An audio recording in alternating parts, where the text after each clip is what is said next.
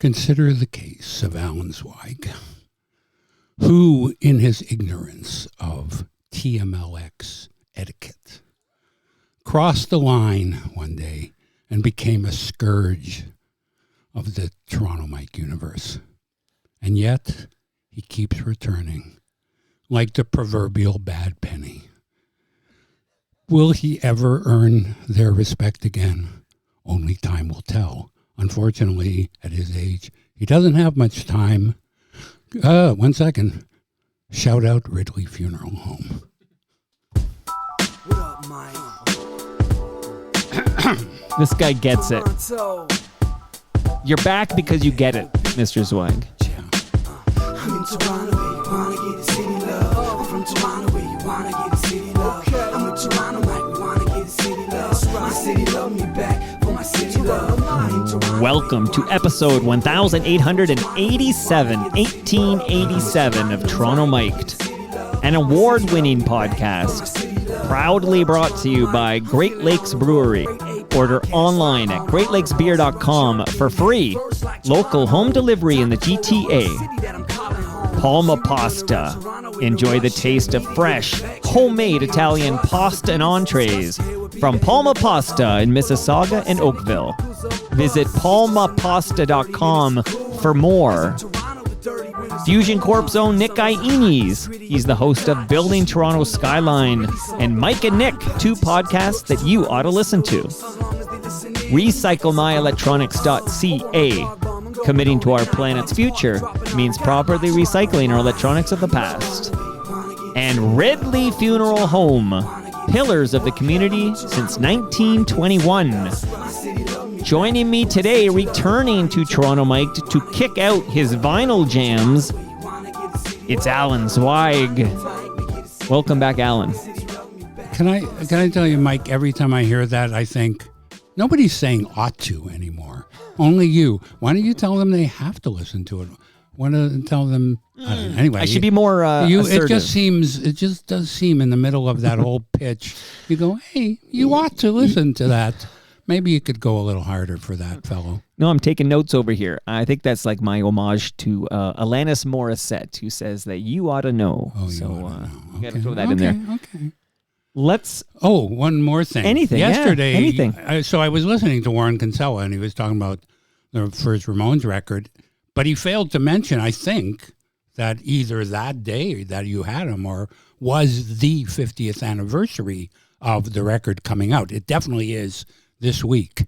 And since we're talking about vinyl, yeah. Okay, Well, we're going to do a lot of vinyl I will, talk. with guilt, admit I did not buy the first Ramones record. I don't think I bought the second Ramones record. The first Ramones record that I bought was the one that Phil Spector did at the Rock and Roll High School. Right. I did see the Ramones at the El Macombo, and they were as close to me, as you are to me now. And that was crazy. But also, I have to admit, I wasn't like, I was there with my friend Kevin, who I went to high school with. No, that I went to film school with. And Kevin was losing his shit. And he whispered in my ear, this is what every night in St. Catharines was like. And I realized at that moment, okay, well, that's the other thing about punk rock that's interesting to me is Joey Ramone was my age. Joe Strummer was my age.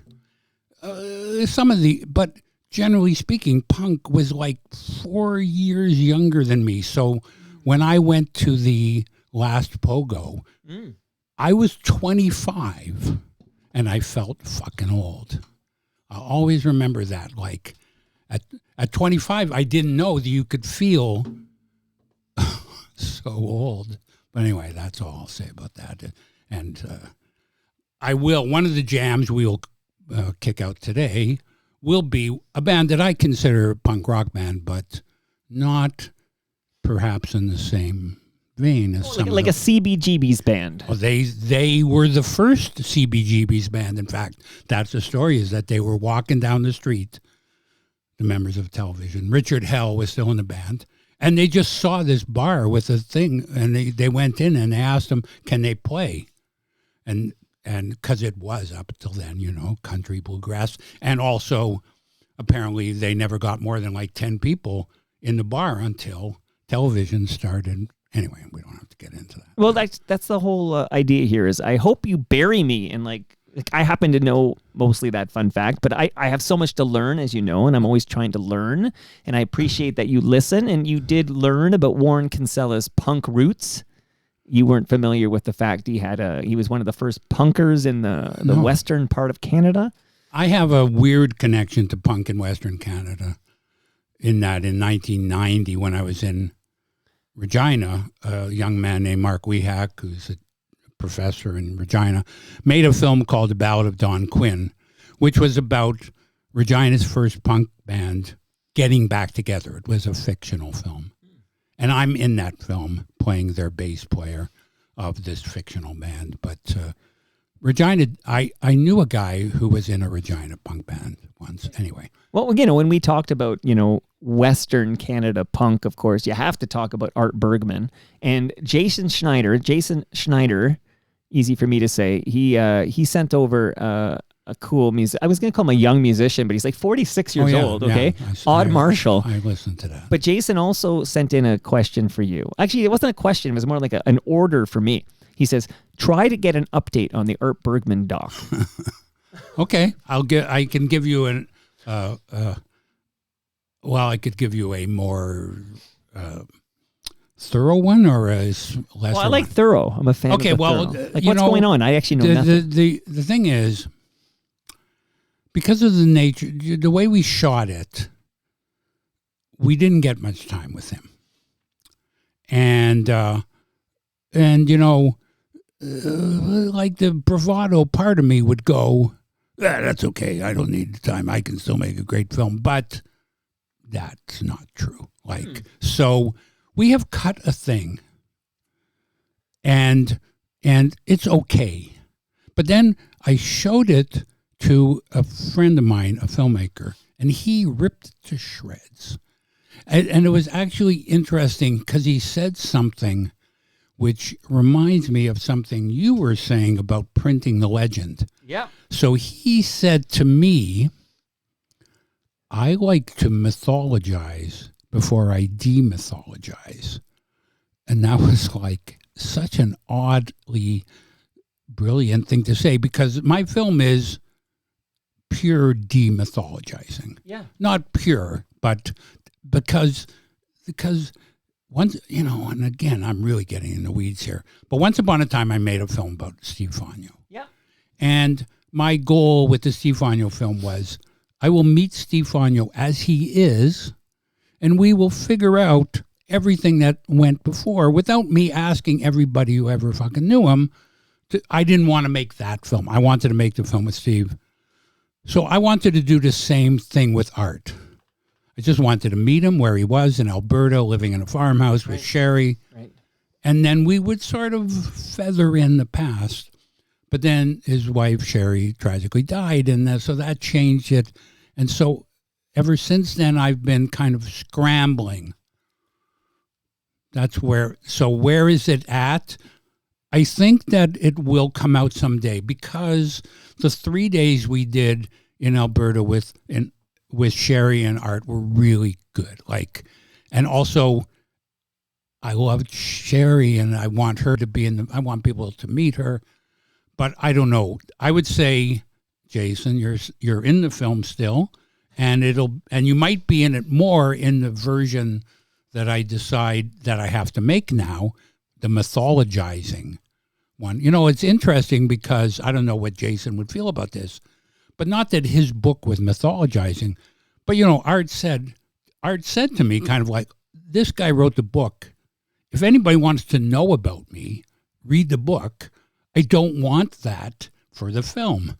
And that was right up my alley. But then, again, I showed it to another, he's not a guy that you would like to be an FOTM. And he told me, Art Bergman was the Paul Westerberg of Canada, and how come you're not saying that in this film? And I was like, oh, fuck, you can't please everybody, can you? And then there's the whole thing also that everybody on Facebook knows that I regularly trash music docs because also most of them are boring because they're hagiographies. And you watch them all because I read these reviews. Yeah, just basically, if I don't think of them as films, I enjoy them. But if I think of them as filmmaking, it's challenging. Anyway, Who is this person who I would like to be an FOTM? I'm not gonna call anybody out, but I'll even hint more. That person made a music documentary with one of your FOTMs helping him. But again, okay, that's a good clue though. Later, I'll tell you when it's over. But I don't like to criticize anybody. You know why I did that cold open? Because of this is odd, but my girlfriend told me that somebody told her that I was rude to them. And then I realized, and this is the killer thing for me. Whenever I go like, really, I'm not rude, or really, I'm not negative, they all say the same thing. Well, you made a film called I Curmudgeon. Well, yeah, you own it. And it's like, well, I Curmudgeon was meant to be ironic. It was meant to be I Curmudgeon, like it's a funny title. It was not meant to be, hey, everybody, the world, I am a curmudgeon. I'll always be a curmudgeon. No matter what I do, you can always remind me that I'm a curmudgeon. But that's what has happened, and that became my brand anyway. But it sounds like you have some regret with regards to how you're perceived. But I just figured you were sort of cranky and proud of it. I think I'm sweetly cranky. I don't think I'm angrily cranky or rudely cranky. I certainly don't think I'm bullyingly cranky.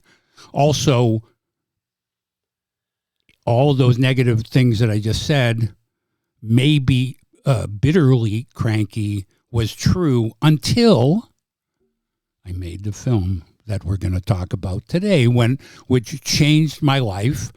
And between making that film and having my daughter, I believe I became, a sweet crank and not a bully crank. The whole process of collecting records was a pain in the ass because I loved the music, but I was obsessive, and compulsive, and that was why I was doing it. Right.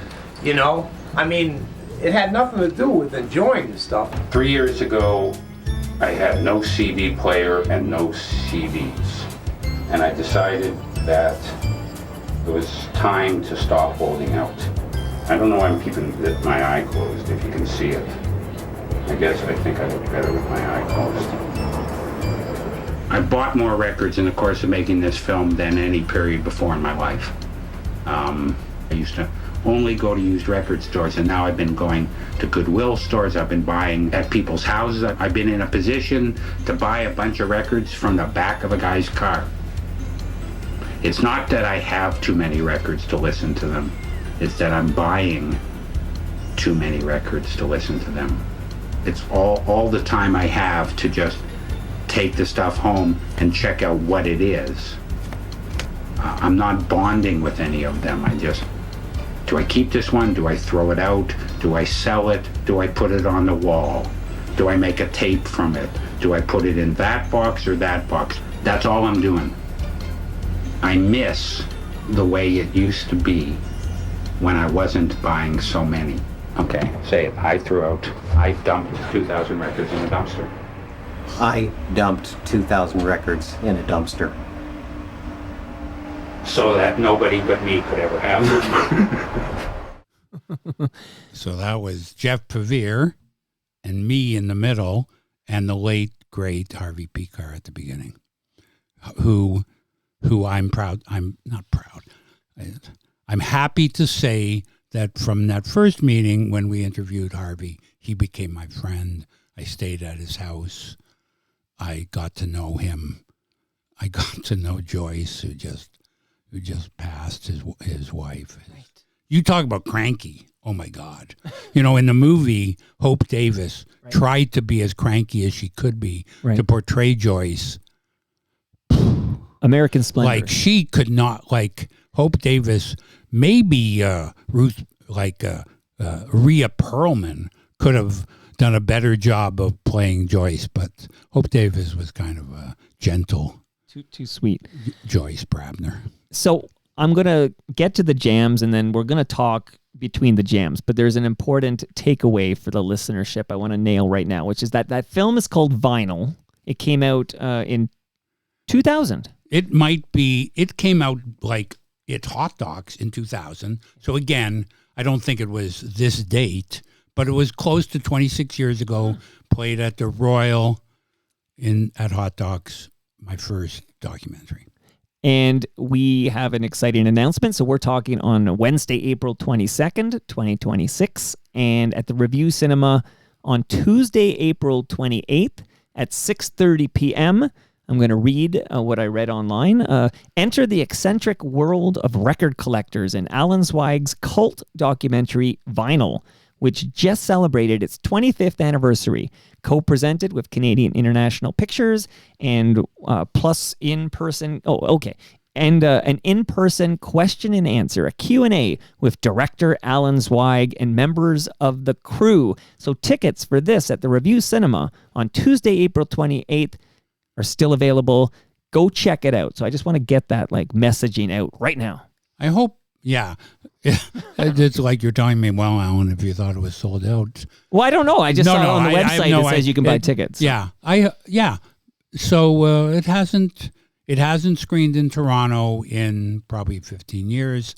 And the Blu-ray is just such a lovely thing that happened. And it's kind of like something I kind of dreamed of it happening for a long time, but I could never get it together to get it out on even DVD, let alone Blu-ray. So the Canadian International Pictures are an amazing duo of young men who are putting out, I'm just ignore that I'm saying this, classic old Canadian films somehow, and like ones that I would consider classic, like The Rubber Gun Show and Skip Tracer and things like that, and somehow Vinyl fits in that category for them. I'm not saying for anyone else. You don't need to be so humble. No. Well, I am, because those films... Anyway, whatever. Well, Vinyl's a great film, objectively so. It definitely is a cult film. And then the other thing is, so they sort of put it out there to have screenings, and last week it screened in Los Angeles at the American Cinematheque, and their description, I wish I remembered, but it was some kind of like endearingly lo-fi, a remnant of another culture. And it's true, because I shot it on Hi8, which is a consumer video 8mm medium. It's a home movie, and now it's on Blu-ray. I haven't looked at it, but there's no way it looks that good. It doesn't look like some 4K Blu-ray. But it has an amazing array of extras. There's a ton of extras and interviews and commentary, and there's also the alternative version of the film that I made a few years later, because people used to complain it wasn't about record collecting, and I was like, okay, I'll make one that's kind of about record collecting. So we're going to kick out the jams, and between jams, I've got more questions. We're going to talk more about Vinyl, and I hope people go out to see this screen. Get a Q&A with Alan Zweig after watching this film. So we're going to talk about a bunch of stuff. But I want to ask you, intro the first song or not? Well, I was going to ask you to first explain to me, because not only are you kicking out 10 songs, but these are 10 songs you owned on vinyl, right? Except for one. Okay, but except for one, which I owned on CD, which I thought we should cover that period of personal history. But otherwise, not only did I own, but probably I still own, I think I own everything, including one very little oddity, which I brought to show you in my bag. Okay, well, we'll close with that little nugget there. But I guess my question is, at your peak collection of vinyl, like how many pieces of vinyl did you own at your peak, and how many do you think you own now? So that's, some people would say, if I give you the number, well, you talk so much about records. So it's not unusual. I've met many, many, many, many people who have 5,000. I've met people who have 20,000.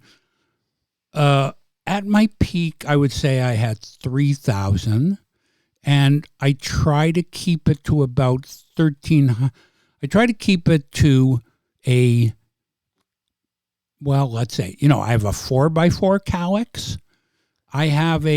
Then I have a few other Calyxes around the house.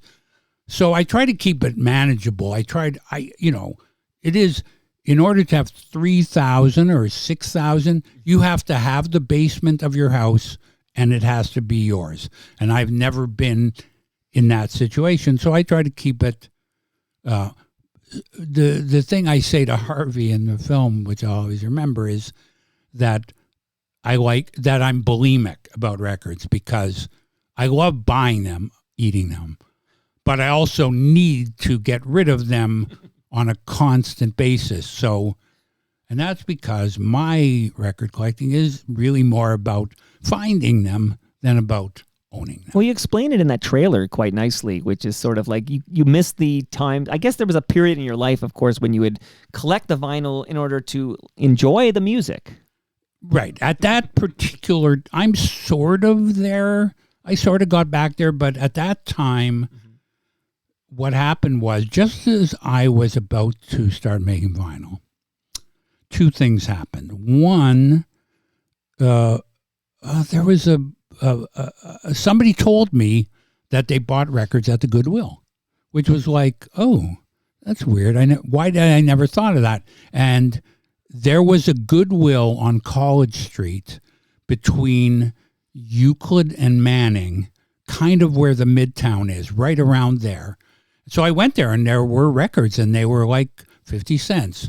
Now, the records that were there, for the most part, were records of my parents' generation, things that I had grown up hating. Mm-hmm. Nonetheless, At the same time, there was this thing going on called the lounge revival. And people were putting out these CDs collecting groovy cuts from all these things. And then I realized, actually, sometimes the thing that you hate as a kid, someday you hear and you go, actually, this is pretty fucking cool. So that's when I started buying tons and tons of that kind of cheap records. There was a store in Hamilton called the Amity. The records there were 50 cents. But every once in a while, pretty regularly, the guy would come on the floor and say, now they're $5 a bag. And when he said a bag, he meant a plastic bag. And he didn't mean you could hold it. He just meant whatever you can wrap around. And so you could get 50 records in a bag for $1. Wow. So many of the time I bought 100. And this is something, this is really getting in the weeds, but only a collector will remember that. You're going through hundreds of records and you're going, no. Then a guy says, they're no longer 50 cents, they're now 10 cents. And suddenly you're going, oh, wait, where was that? Right. Where was that Lawrence Welk record that I turned down for 50 cents?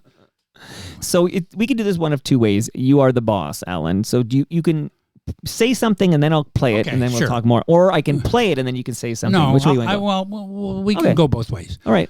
So the first, I find this, I was thinking about this today. So I don't know, yes, even probably in your age with DVDs or CDs, it did occur. But when I was a kid and I was living at home and I was young and afraid at that time still to go downtown to Sam's or A&A's, there was a thing called the Columbia Record Club. And they would send records to your house. And the weird way that today I was thinking, okay, but how did you pay them? Like, I guess we sent money orders. So this is the way it worked on the Columbia Record Club. You would get, as an introduction, 4 records for a penny. And then every month they would send you the record they chose as the record of the month, unless you told them, I don't want that one, I want another one. So you'd have to be on the ball, and then they'd send you one for $4.99.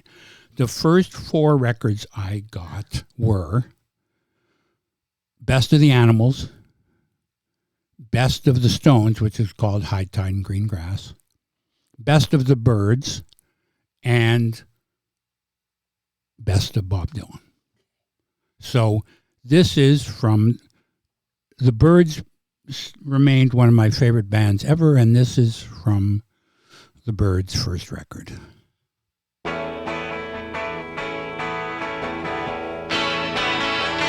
The reason why, oh, I can say I have to let you go, baby, and right away. After what you did, I can't stay on, and I probably feel a whole lot better when you're gone.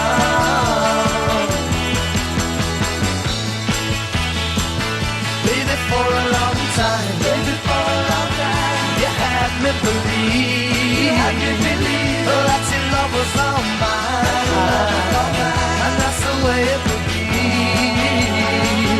But I didn't know that you were putting me on, and I probably feel a whole lot better when you're gone. Oh, when you're gone. I can tell you, Alan, that I also was a member of the Columbia Music Club, but it was CDs. It wasn't vinyl when I was a member. Yeah. Yeah, and how did you pay? Could you... I think check. I feel like you cut a check.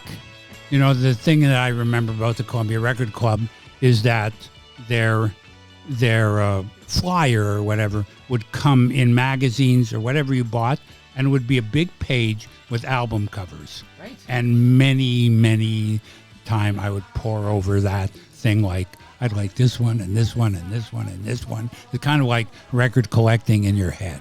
Well, when you talked about one of those first 4 albums you bought, you said the Bob Dylan's Greatest Hits, and that was one of the CDs I bought from the Columbia. And I still remember that picture. It's like Bob Dylan's silhouette of his head, I feel, Right. and yeah, I can still visualize it. You know, I mean, I think in music snob circles, and I can sort of get it, they don't even consider best ofs like legitimate records. But the thing is, sometimes, you know, the Best of the Byrds is a fucking great record. And I'm not saying it's their best record. You know, somebody will tell me it's Younger Than Yesterday or Notorious Byrd Brothers or something. I'm just saying, yes, you know, yeah, when I became a sophisticated adult, I generally stayed away from best ofs. But then later, when I started making mixed CDs and mixed whatever, I would make my own version of the best of. So there's nothing wrong. No, and it's with a the best gateway, of. right? Like I could tell you, my first ever Neil Young album was called Decade, and it was a greatest hits Right, package. yeah, and yeah. you mentioned Rolling Stones. What was the name of your Rolling Stones greatest hits? It's called High Tide in Green Grass. It's a gatefold. It's that kind of thing where there are leaves, like pages in it that you can turn over.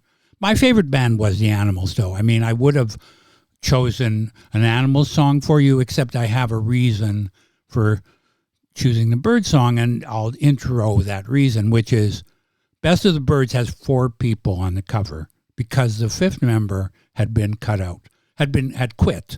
In fact, yeah, Gene Clark quit because apparently he didn't like flying and he couldn't. But I mean, he wrote that song.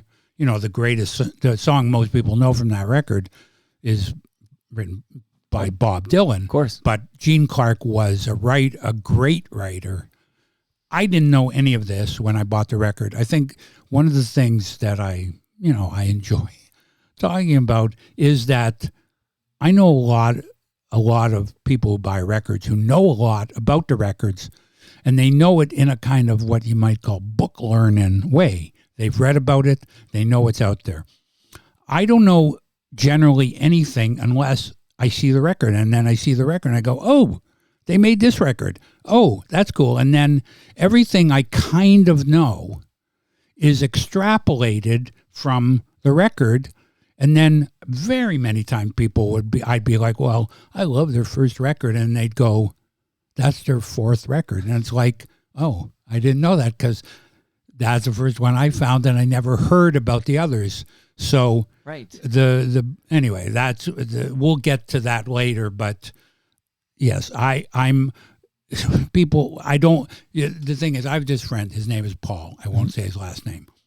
I know just enough to make Paul talk at length about it. And at that point, it's like I said a French word, and the guy's talking French to me, and I don't have a clue what he's saying.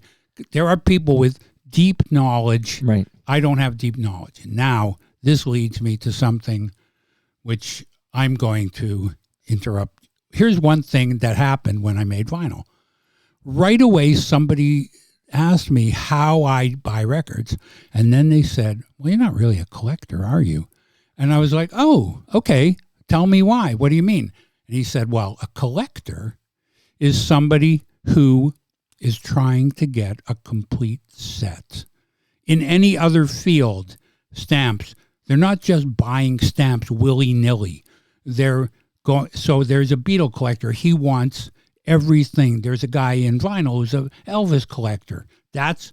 He knows what Elvis made. He knows what's available. When he goes to a store, he can go, do you have Elvis from Memphis to whatever the Japanese pressing? And if the guy says no, he leaves. And I'm like, well, fuck no. I'm not that kind of collector. Definitely not.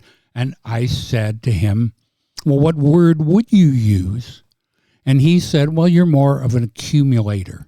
And I thought, okay.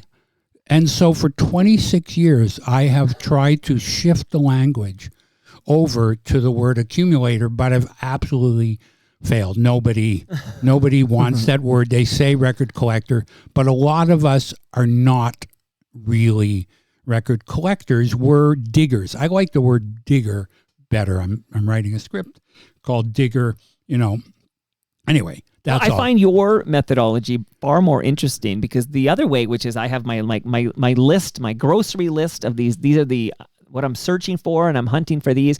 But to me, that's like buying like a Lego kit, and now you're assembling the Lego kit. There's no creativity. There's no, But you're given the instructions and the ingredients, and do this. To me, your way is more interesting. Well, it might be more interesting. I mean, I think most collectors would, at this point, say, "Well, I accumulate too." So I'm a. I saw a young man. Well, he's not young anymore. He's at the record show the other day. His name is Ivan, lovely gentleman, and I didn't.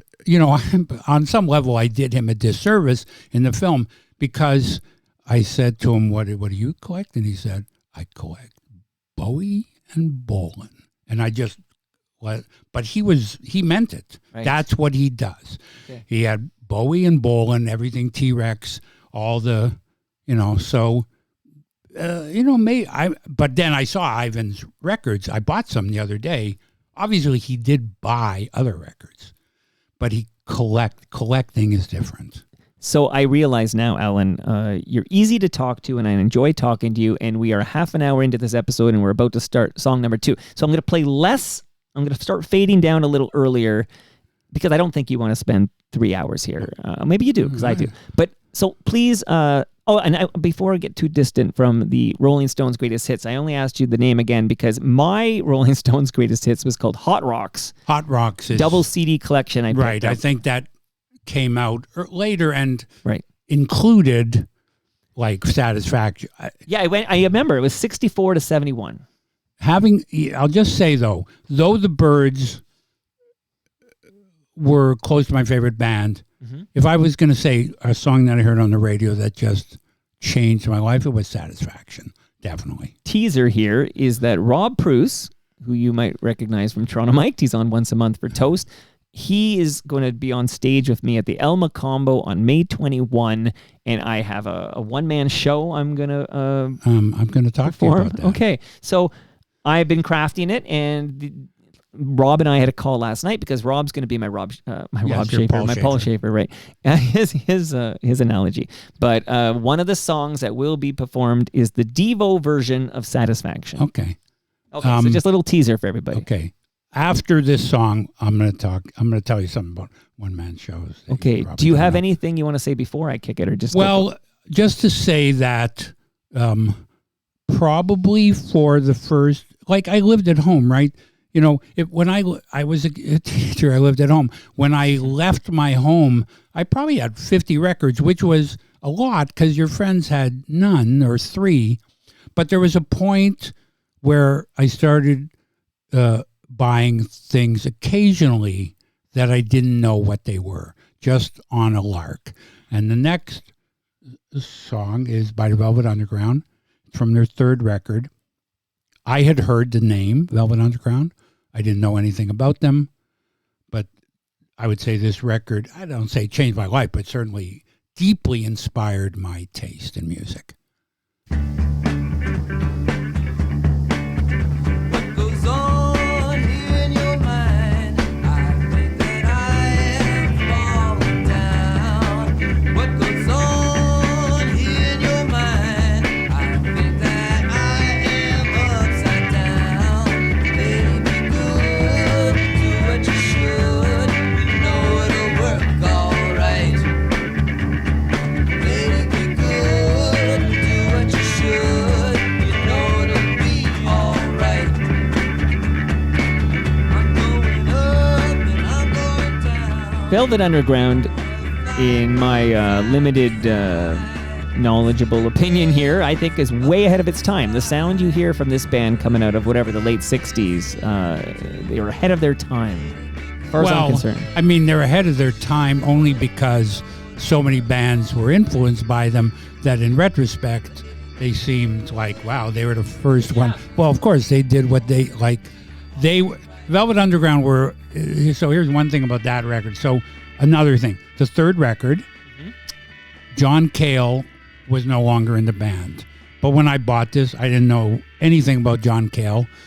You know, the first two records, Velvet Underground and Nico, and the second one, which is the black cover, what's name I forget, those are considered the classic Velvet Underground records with John Cale, but I didn't know about it, so it's sort of like there's another one coming up where it's going to be the same thing. This is like, I eventually bought those records, but much later. The Velvet Underground were this odd, Lou Reed was trying to write songs for the Brill Building. He was trying to write pop songs. He had records come out with, John Cale, on the other hand, was a student of like John Cage and things like that, came to America from Wales to study odd. So, that's sort of how this, that's part of the reason. On this song, there's this droning organ, which you would think that would be what John Cale played, but it's not. It's the new guy, Doug Ewell. But anyway, so now, one of the reasons I chose these two songs is because I wish I could Google this, but if I could Google record reviews that said the following, they're a cross between the Byrds and the Velvet Underground. I can't tell you how many bands I came to love afterwards. Like, I'm just trying to think, the Feelies, Luna, et cetera, that they're a cross between the Byrds and Velvet Underground became, the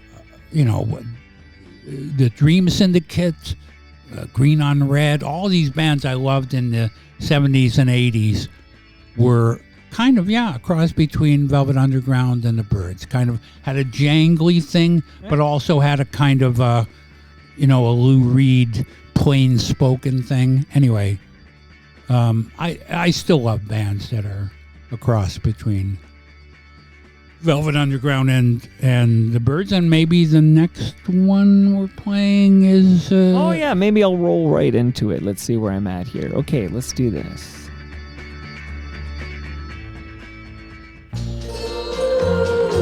No, that's not one of mine. That's where'd that come from? Okay, time. Well, this is all live. Okay, on the Johnny floor here. Angel. Okay, I'd like to hear Johnny Angel. Why? Johnny Angel. Johnny Angel. Did you play Johnny Angel when Jason Schneider was here? I think it's a murder ballad.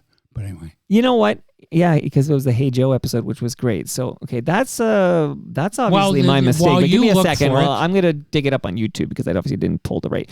It's funny because that's mislabeled. I don't Venus. know. Oh, Venus. Venus. Okay, well, at least we know the how song it is got Venus. All right, give me a moment here. I don't know why, but I'm going to pull this up on YouTube so we can hear this song here. Stand by. Let's hear what we got here.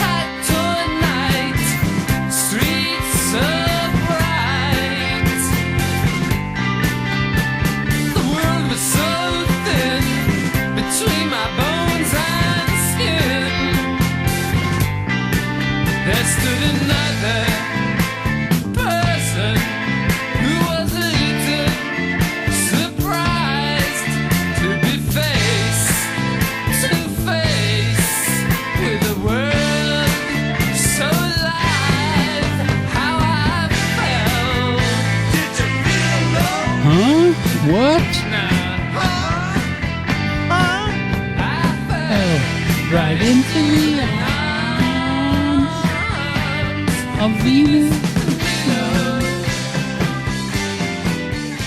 I'm laughing on the inside that I pulled the wrong Venus for some reason, but tell me about televisions. Well, Venus. television's first record, Marquee Moon, is, whatever, one of the greatest records ever made. And actually, here's a little aside. Okay. So I have appeared annually on a music podcast called That Record Got Me High. Once a year, I bring a record. I brought Curtis Mayfield, Neil Young's Tonight's the Night, records that were huge for me. Nobody in whatever years has done Marquee Moon, so often people say, how come nobody's done Marquee Moon? And I also thought, because it's such a fucking amazing record, I didn't even know what to say. However, when I decided to pick a television song for you and listen to the record, I was like, I'm not going to be scared. And I told the guy, on my next time, I'm taking on the big one, Marquee Moon. So, television, first of all, definitely Velvet Underground related. Here's the other thing I want to say about television. Yeah. So, you have been doing things about punk and acknowledging these punk discussions that Key-Ray and Liz, his wife, are doing, and all that. And so, as I told you, I was 25 in Toronto when punk rock, and I had a particular relation to it. So, anyway, the other day on That Record Got Me High, they had a guest on who was a friend of like Patti Smith and those people. And he was there when Patti Smith and television played CBGBs. And he was saying, at that time, punk was Patti Smith and television and bands like that. Then came Sid Vicious. And then punk became, whatever, safety pins and spitting at the skinheads and etc. So I had a lot of punk records, but the punk records I had were in the tradition of television and Patti Smith, and I ignored the Sex Pistols when they came out. I had Buzzcock records, I had Clash records, etc. I don't feel at all, like I am an expert on punk. I was talking to Don Pyle the other day. Yeah, he's coming on maybe next week or the week after. He was younger than me. He was there. Maybe he can talk authoritatively. I can't. I was just somebody in the audience. And at 25, I was like an ex-hippie liking this music. Also, I'm pretty sure at the last BOGO, the Mods played. Yeah, I was aware of the Mods because of David Steinberg, who I know is a FOTM. David Steinberg was in my brother's high school band. It was Michael, David Steinberg, and Joe Rockman. That was the power trio. So anyway, I'm just saying, I was already a hippie. I already did like, Tea-for the Tillerman and Sweet Baby James. But I was also sick of the overproduction of rock and roll myself, and so when punk came, I was also, thank God for rock and roll is back. But anyway, the rock and roll, the punk I liked was a little, the thing that's interesting about television and which probably turned off a lot of punks is they had guitar solos. Right. Guitar solos were, but the guitars of Tom Verlaine and Richard Lloyd in television, the dueling guitars, kind of like Blue Oyster Cult, are so beautiful. It's anybody listening who doesn't have never heard Marquee Moon by television, so buy it. I dove in when we lost Tom Verlaine. I dove into Marquee Moon and played it quite a bit on Toronto Mike. That song, I know it's an album, but the song blew me away. The song Marquee Moon, the 10-minute song, right. Yeah. We tried to play it once on 1,000 Songs as the outgoing song, but anyway. So now it's 1977 when that came out. So it's a year after the Ramones. Right. I was finishing film school. Anyway, but at that time, I was still buying records from mostly new record stores. I had not discovered, it's like echelons. Then I discovered used record stores, and boom, and then I discovered thrift stores. Like, so what's the next one I have up? Blue Monday. Blue Monday People, my apologies. Blue Monday's a whole different song. Let's see if I pulled the right one. Yeah, I think there's only one. So I chose this because now it's the 80s. I don't know if this record came out in the 80s. The record that this is on is it's a Curtis Mayfield. It's called There's No Place Like America Today. That record, I talk about that record in the film, about selling that record and how much I missed it. But the next two songs I picked are songs that were off the beaten path for me and that I only discovered when I started digging in used record stores. This one, play a bit more, because it's amazing.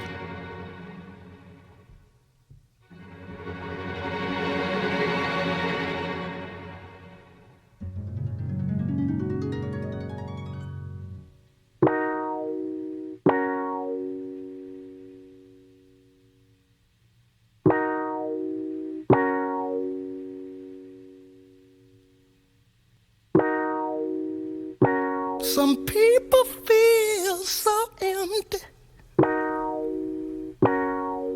All their problems and hurt of pride. You make me so happy, sweet baby. Love is by my side. Waking up now in the morning. A little warm inside.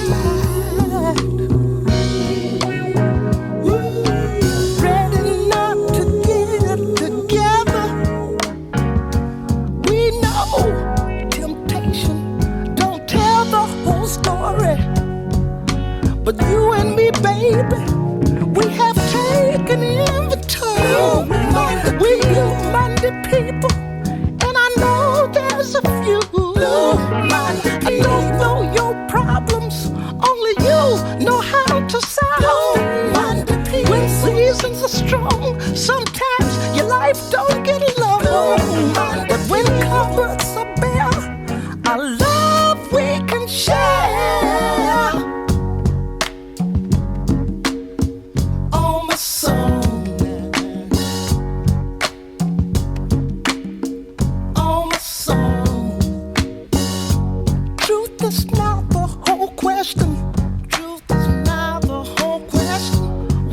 The answer you have.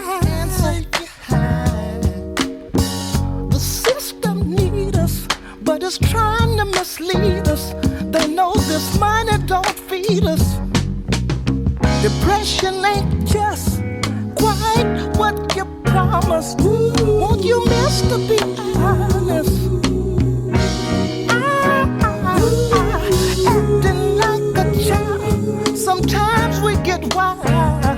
Right when the loving is strong, we don't wanna get along. Don't have to listen to me. One day you may see we blue-minded people just trying in a strain. Life breaking our hearts. I'm so tired, it's a shame. This hustling affair ain't the way I even care. We'll be together in spite of the crimes of the night. Crimes of the night. Crimes of the night. Wow. You kept playing that because you realized Toronto, nobody has ever jammed a song that fucking great. Like I'm not saying that. I did but a little. It is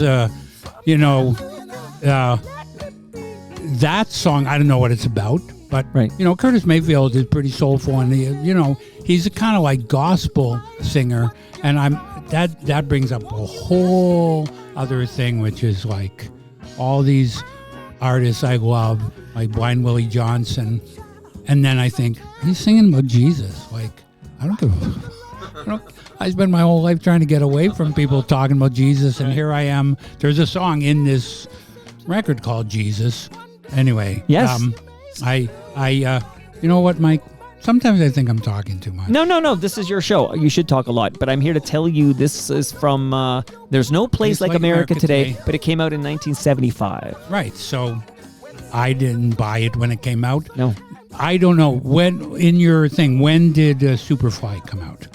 I will dig that up right now. But Okay, so maybe by the time I bought this record, I had probably heard of Curtis Mayfield because he did the soundtrack to Superfly. I didn't know about the Impressions. He was in a great 72.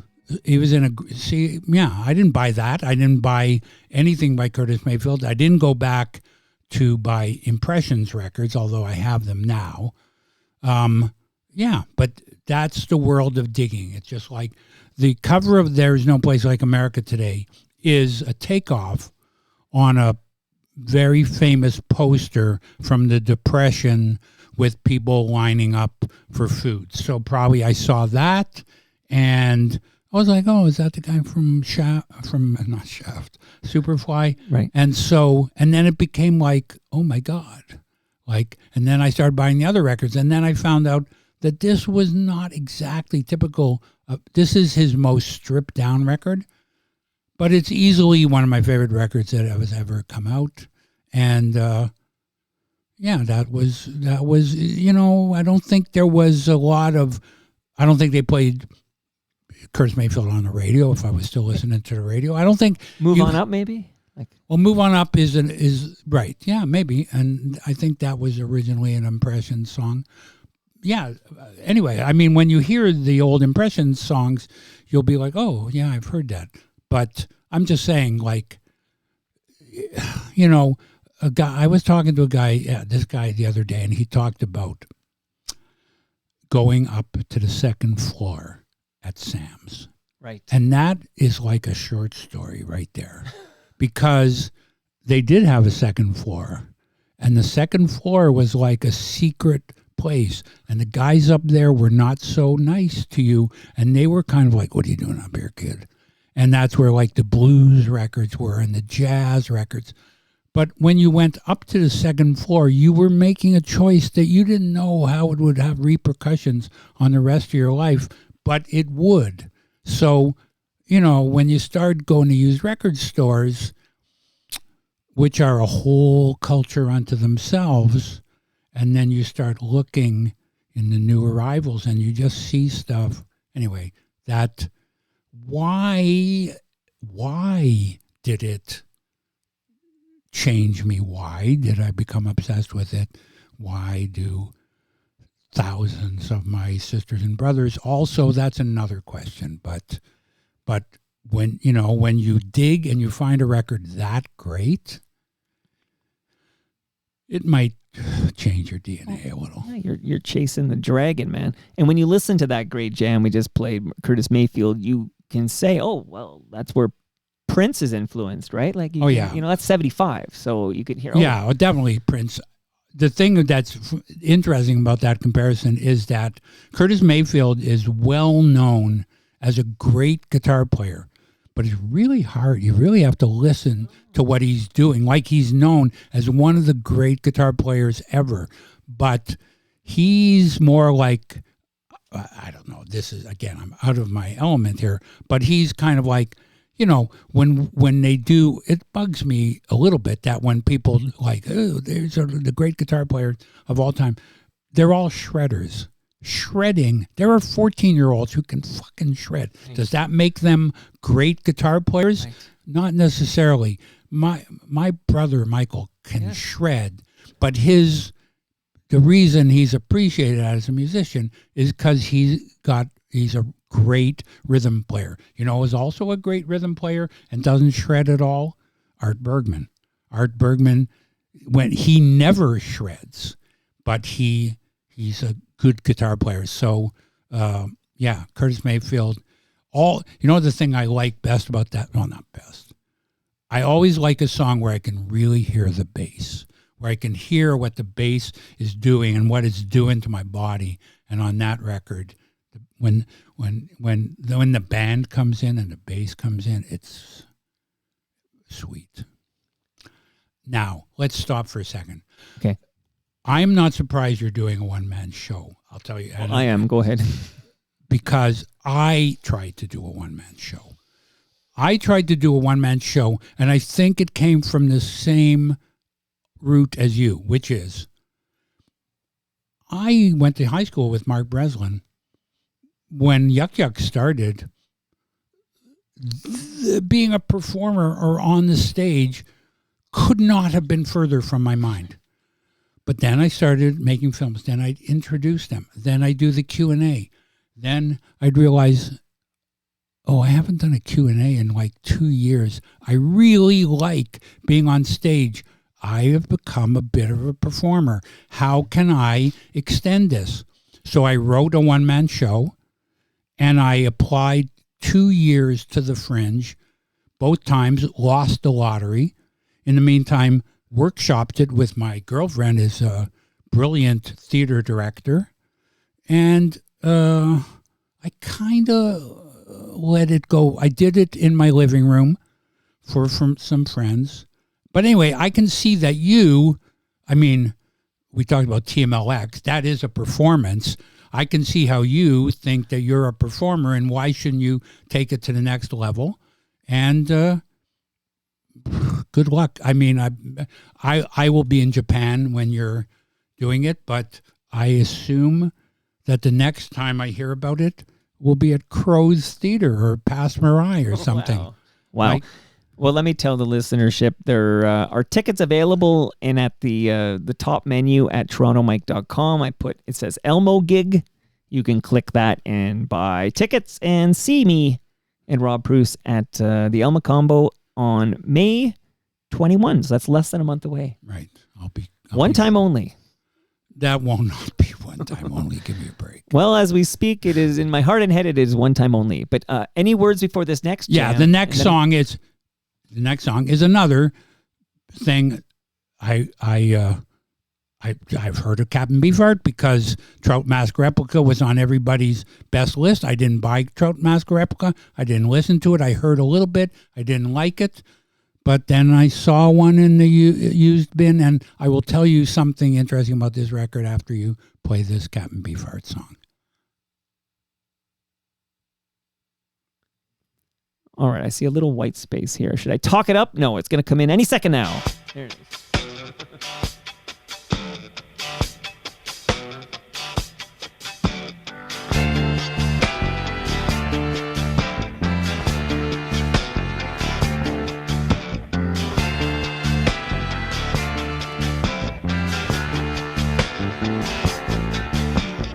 Decks were stacked, the wind blew low, the wind blew high. The stakes were low, the stakes were high.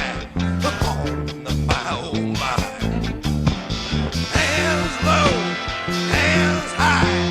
Ho ho ho, hi hi hi. Hands low, hands high. Upon the my oh my. How was I to know she was so shy?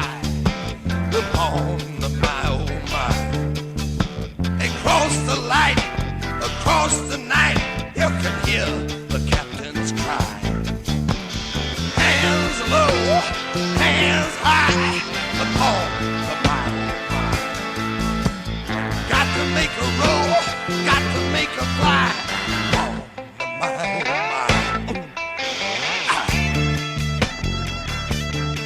Upon the my oh my. Upon the my oh my.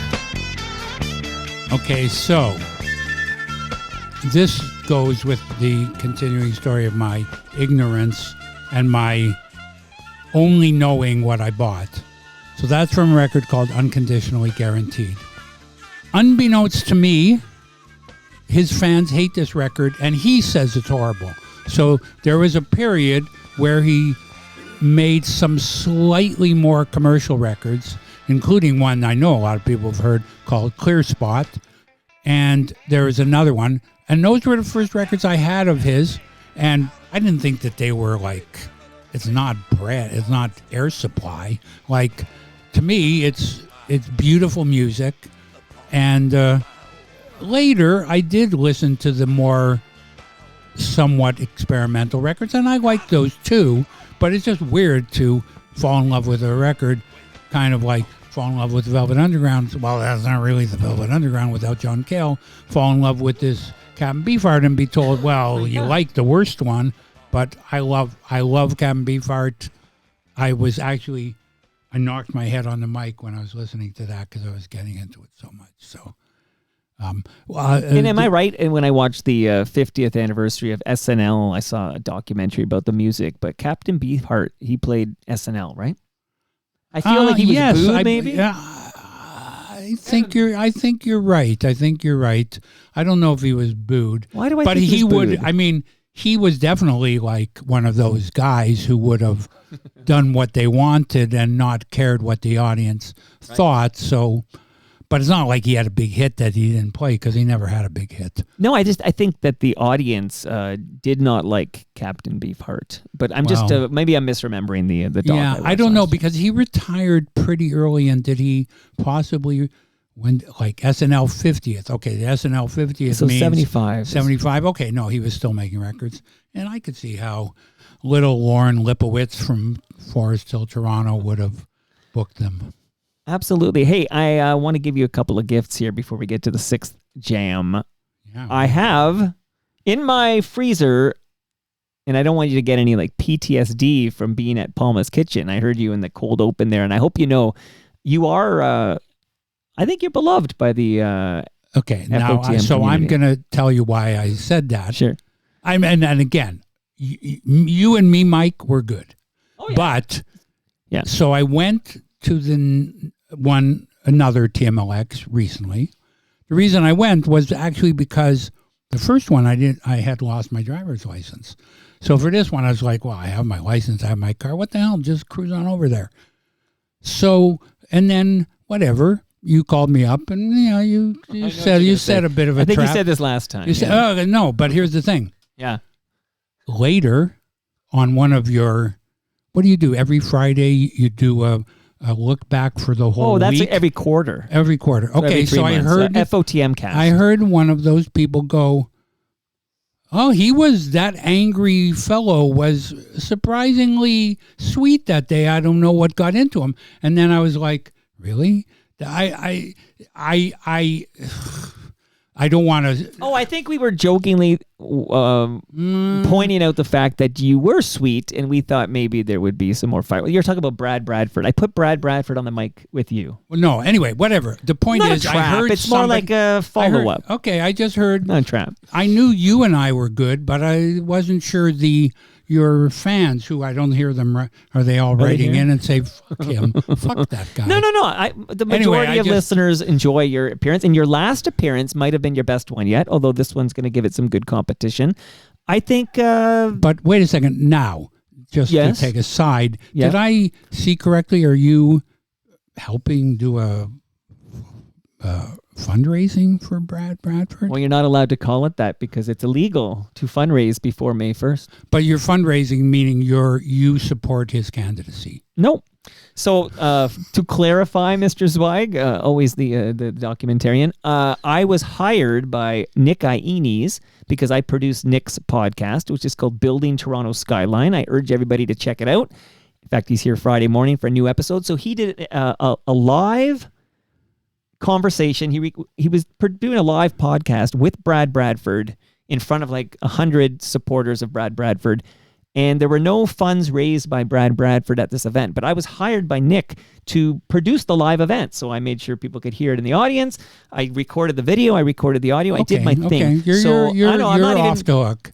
I'm off the hook. So absolutely, that's not an endorsement. That is simply being hired by Nick to I hope Brad Bradford has a beautiful, happy life in whatever career he goes into after he loses, but he might win. But did you hear the revelation in yesterday's episode of Warren Kinsella? Did you hear Warren tell us he's actively right now working with Brad Bradford on his campaign?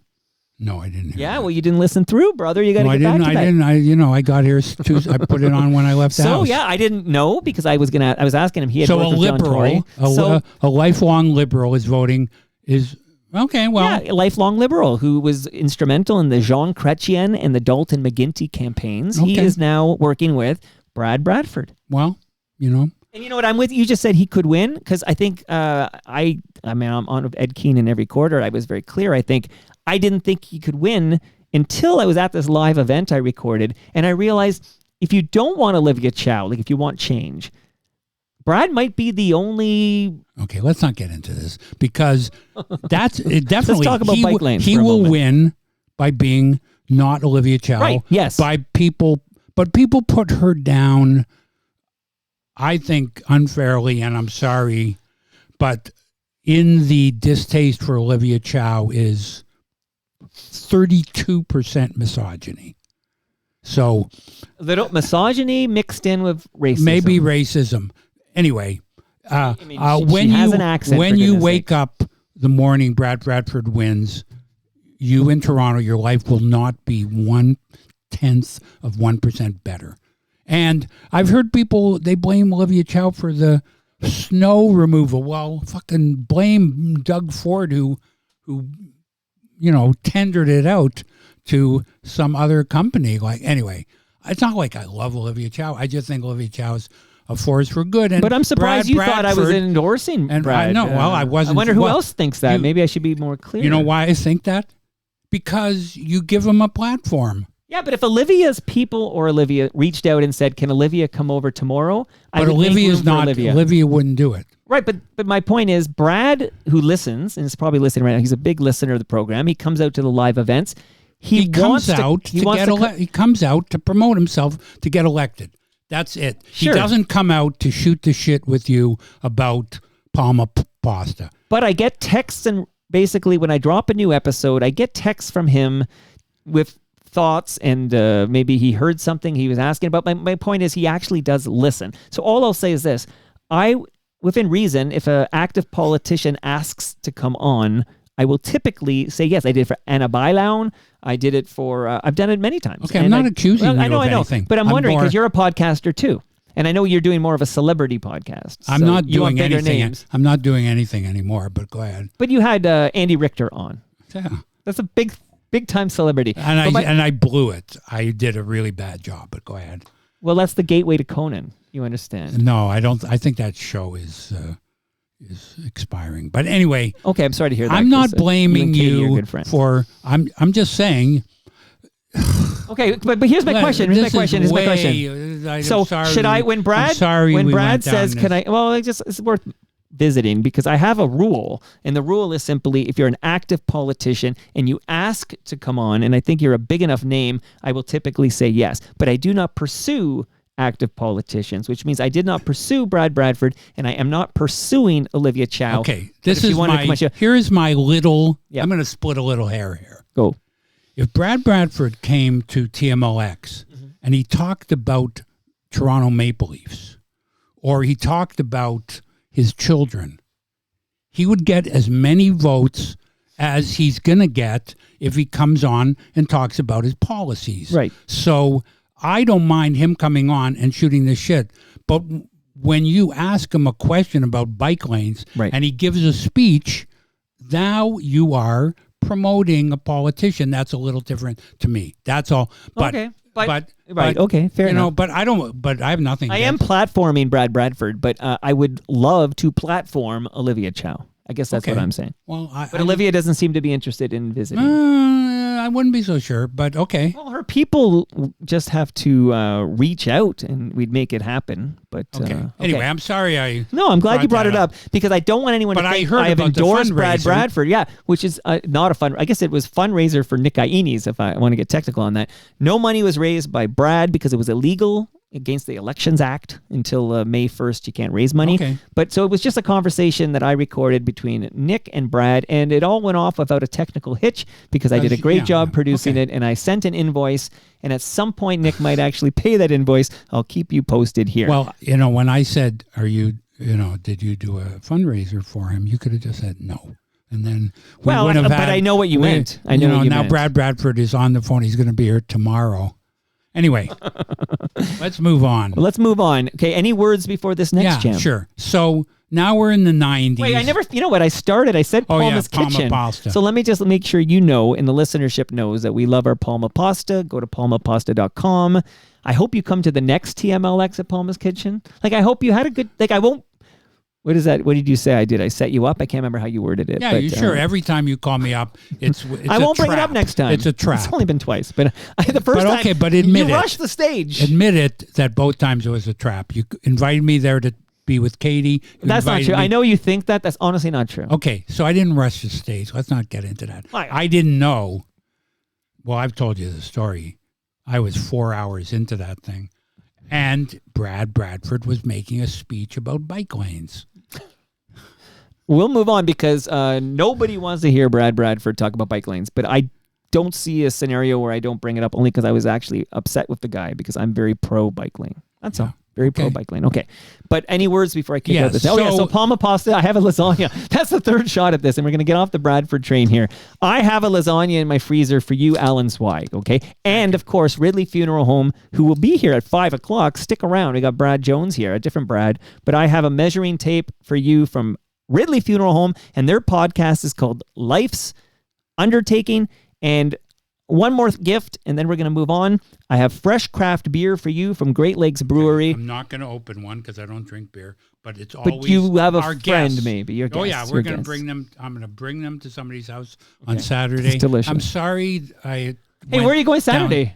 I'm just going to people's houses to You're not visit going them. to, I wondered if your brother, Michael, will be at Blair Packham's party. So you just told me Blair Packham didn't invite me to his party. Thank you. But that's not the first time Blair didn't invite. I used to get invited. He's going to hear this too, so I don't want to get in trouble. Whatever, with that's everybody fine. today. No, I'm not going to Blair's party. Although weirdly, I'm going to be right around the corner at my friend Alan and Inga's house. Well, we just got to combine these parties, Well, maybe. Okay. You know. Oh, and shout out to your friend Jim Shedden, because he sent over Deirdre Kelly, who is a part of this Paul McCartney photography exhibit at the Art Gallery, and she was delightful, and it turns out she lives down the street from Blair Packham. Okay, they're all East Enders. All East Enders. Anyway, Blair, it's okay. I don't All right, mind. words before this last one. You got your beer. You got lost your beer. my number. It's okay. Okay, Well, so maybe your brother will be there. maybe. I hope so. Plays in the jitters. I know. I know you know. I'm telling the listeners. So Yeah. now I'm going to thrift stores and I'm hearing music that I assiduously avoided and hated, the music of my parents' generation. And one of the people you see a lot of records by is Henry Mancini, who, when you hear enough of the records, you realize was a fucking genius. And here's a song, and just here's a beautiful, I think, cut by Henry Mancini called Lou John.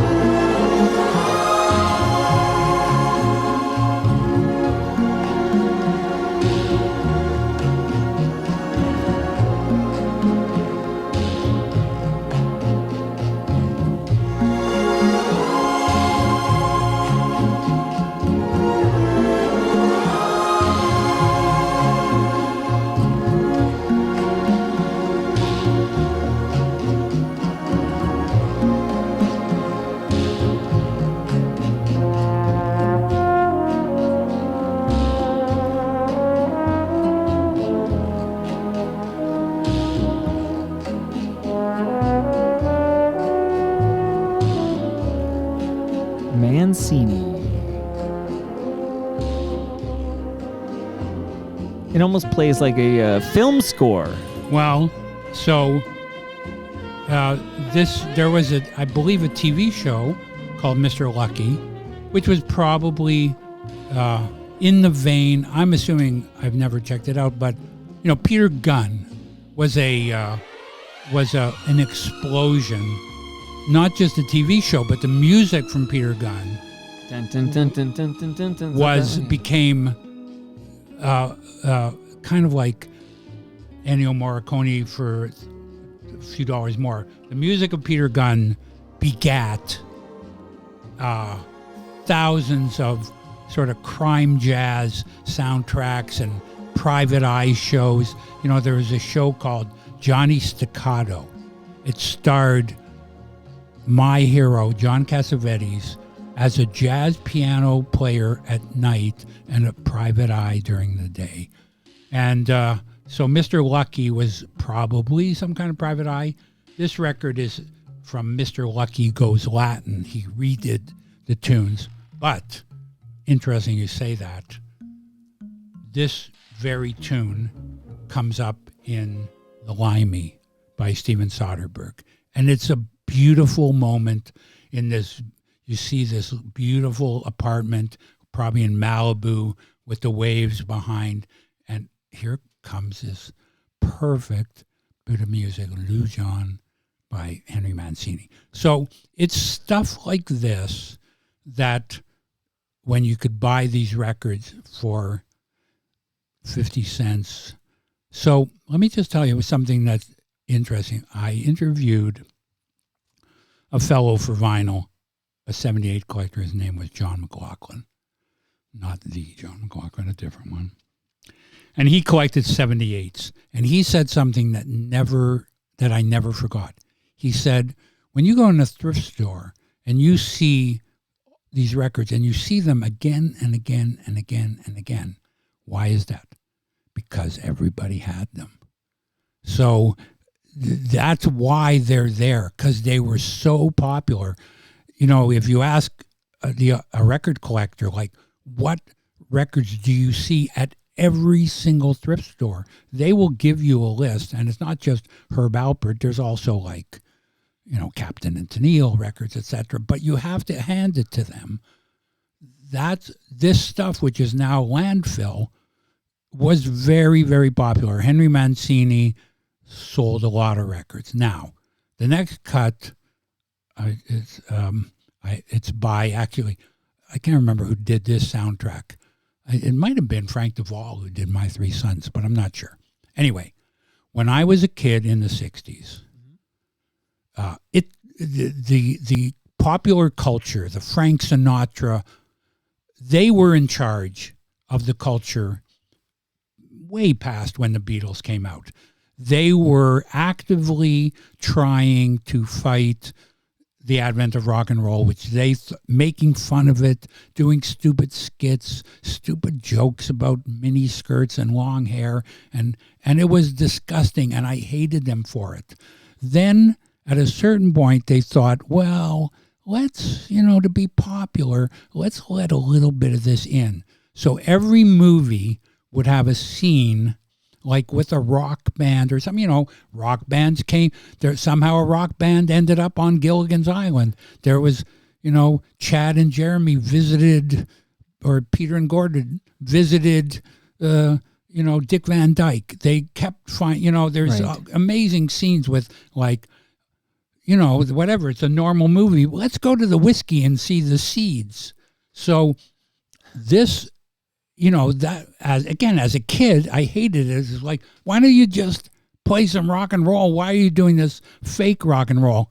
But later I came to realize, well, there's something interesting about this fake rock and roll that they made.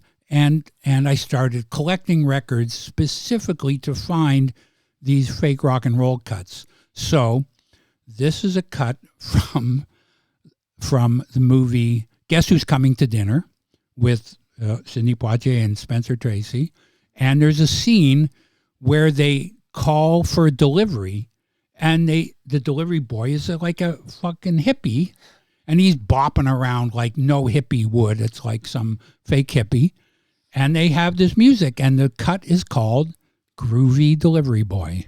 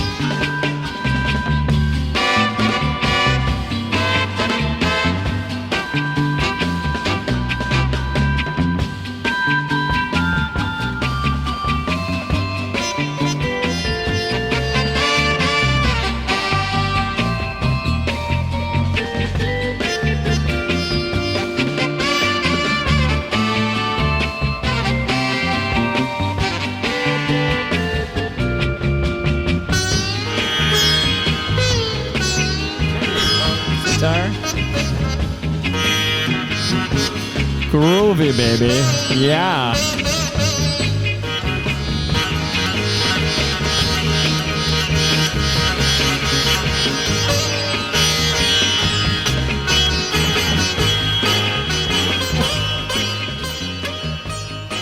Groovy Delivery Boy. Do you think Mike Myers had heard that song before he did Austin Powers? Maybe not, but he got it. I know that he was thinking of shit like this when he made that film. Yeah, that's pretty groovy. It is groovy, and I mean, the weird thing about it, as a kid, I would have hated that, and I said, why don't you get the Beatles to do it? But, you know, Henry Mans, like, whoever wrote this, he had the best musicians in Hollywood to play this stuff. You know, who played the sitar?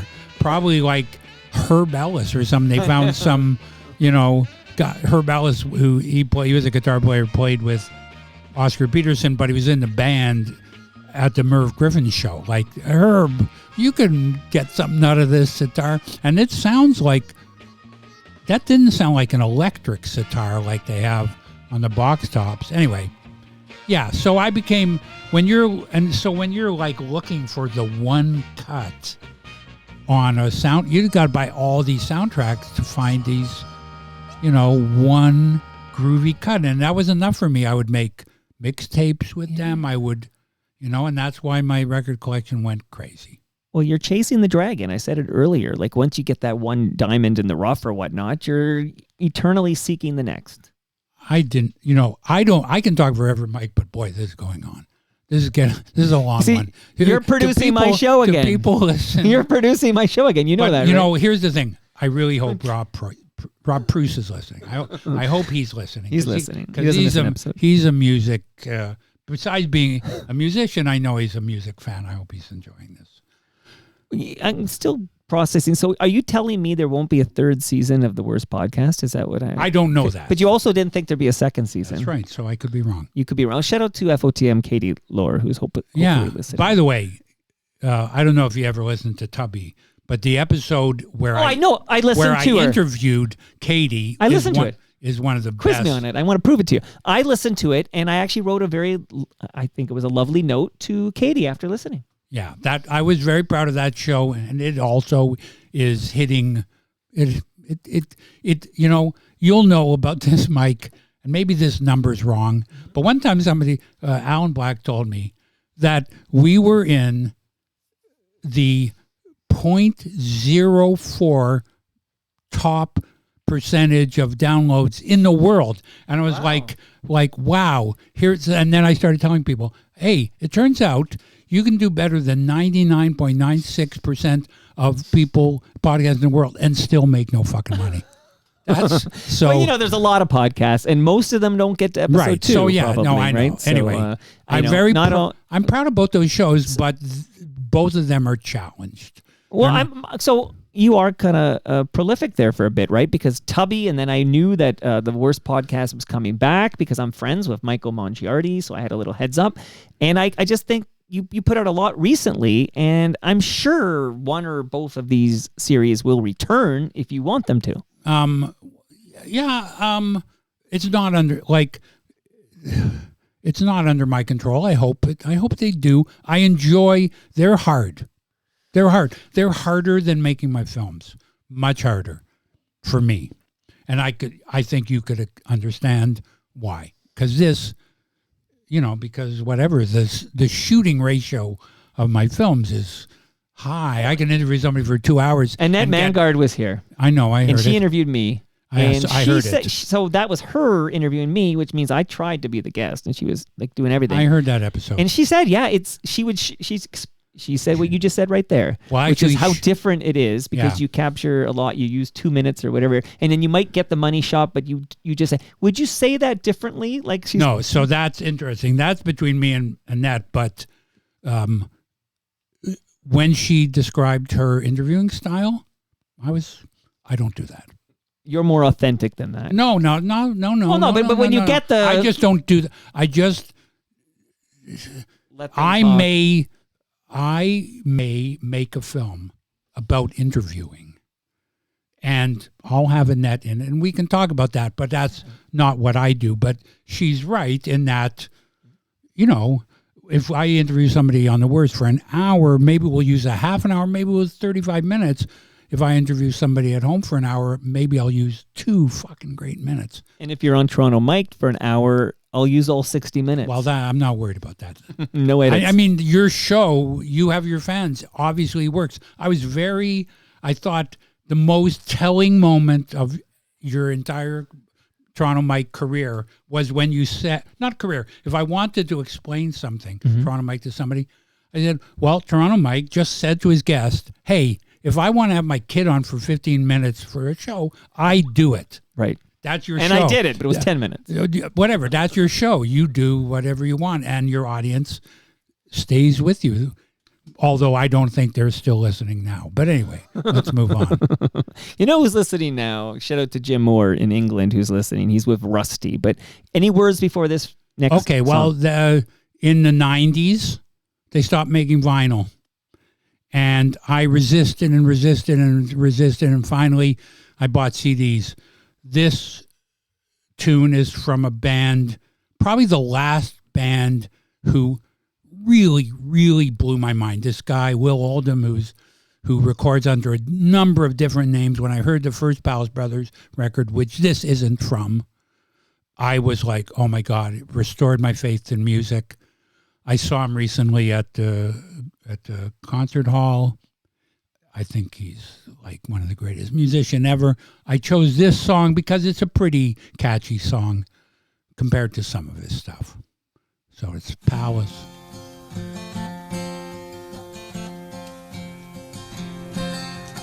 I am a cinematographer. I am a cinematographer. Oh, I am a cinematographer. Oh, I am a cinematographer. And I walked away from New York City. And I walked away from everything that's good. And I walked away from everything that I lean on only to find it's made of wood, made of wood.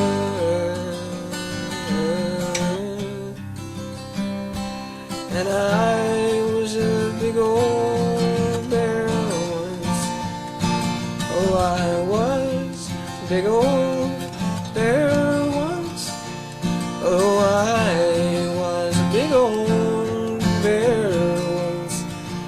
Oh, I was a big old bear once.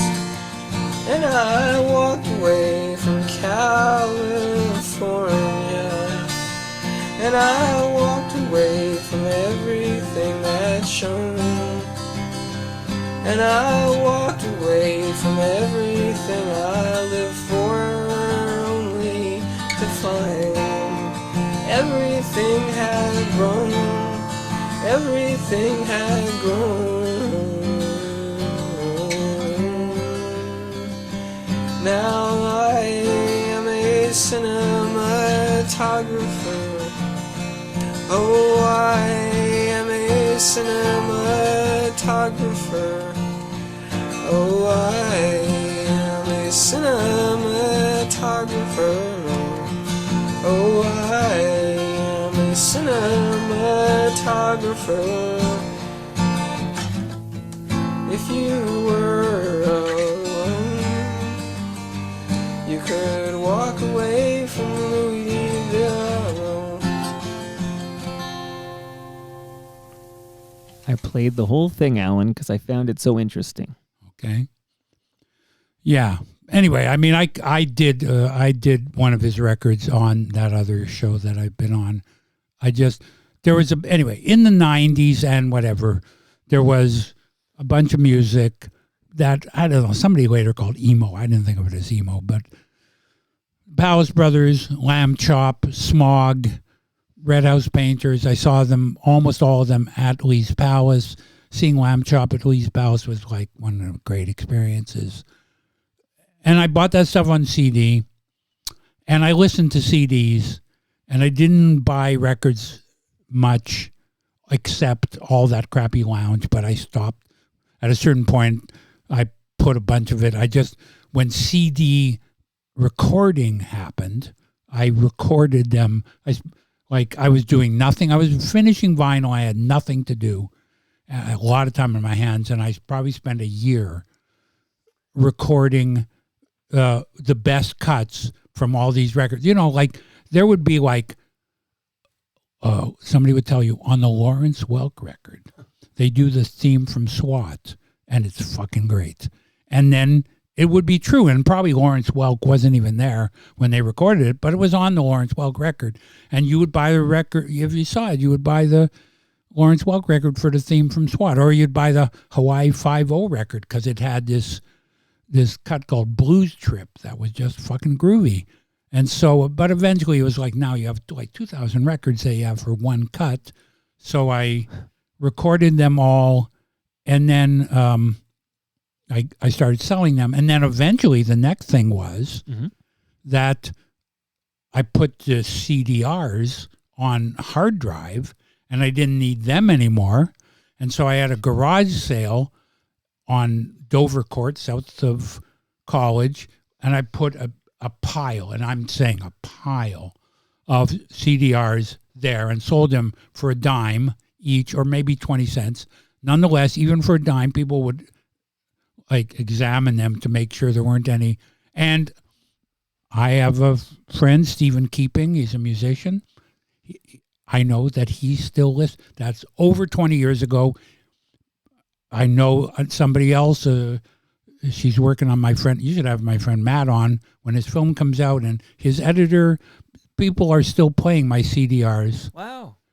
And then they stopped making CDs, and I started buying records again. And also, when I got divorced, it went way up. Absolutely. Earlier you made a comment, Alan, that nobody's listening, and it kind of sparked something in my mind, which is I've been having many battles lately. You're a fellow podcaster, you might relate, but many battles lately with Spotify, who have become extremely difficult with the usage of unlicensed music on the podcast. You might know a thing or two about this. But I'm here to say I doubt this episode will live very long. This is kind of a test, trial and error using myself as a subject. What do you think will spark them? I think we'll have multiple offenders in this episode, because I actually haven't done a Kick Out the Jams in quite some time, and partly because I'm just tired of the Spotify battles. Well, I could have made a I don't Spotify proof. I mean, they're not going to go over Lou John. It's not going to be. Well, I'll let you know. I'll get the email, and it'll tell you which labels, because it's an algorithm, right? It's not like some guy listens in some head office or whatever. So the algorithm is going to pick up, and I'll tell you exactly what gets this episode booted. I have there's a golf podcast I produce for Humble Howard Glassman. It's called Swing Thoughts, and he opens every episode with Sultan of Swing by Dire Straits, and he's been doing this for years, and out of nowhere 2 weeks ago, Spotify, suddenly the algorithm objected to the fact that Sultan of Swing was because we didn't pay for the license, you understand. Anyway, now slowly but surely episodes are being removed from Spotify, so I've just come to Oh, I accept see. the fact that Now that you're on their radar, so I'm going to suffer for Sultan of Swing. I mean, well, Sultan you know, of that's Swing. a humble. I told Humble my best advice as his producer is to, sadly, to replace Sultan of Swing with some royalty-free Yeah, music.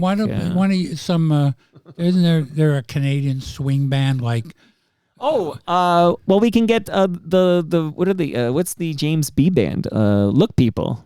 Or There's- no, I'm more thinking of like Okay. Henry Cuesta. Okay, geez. Or Guido Basso. I can bring you a Guido Basso record. You could. You know use. what? I would say I love it because whenever Ed Conroy comes over, we play some Guido Basso. But I bet you Or that'll Bobby get detected Jimby. too. Well, anyway, stay tuned on my battles with Spotify. But just know that if you are a Spotify listener, that means maybe sometimes you don't get an episode of Toronto Mike. Get a different podcast You don't. I don't listen. I mean, I have Spotify, but I don't even have Spotify. I don't listen. But I recommend listeners of Toronto Mike to find a different podcast app. Okay, I'm going to play. Well, you're going to set it up, and I'm going to play this one, and then I have a question from a listener. Okay. What would you like to say before What's this the one? next one? Gordon Alexander. Okay, so now I'm back to vinyl, and I specialize. I have a particular interest as a digger in records that I think are amazing, but the guy only made one record, and then you can kind of hear the record like it's commercially challenging because the guy's really experimenting. This Gordon Alexander record I'm particular to because I found it in Copenhagen when I was there with my film, and I just kept looking at it.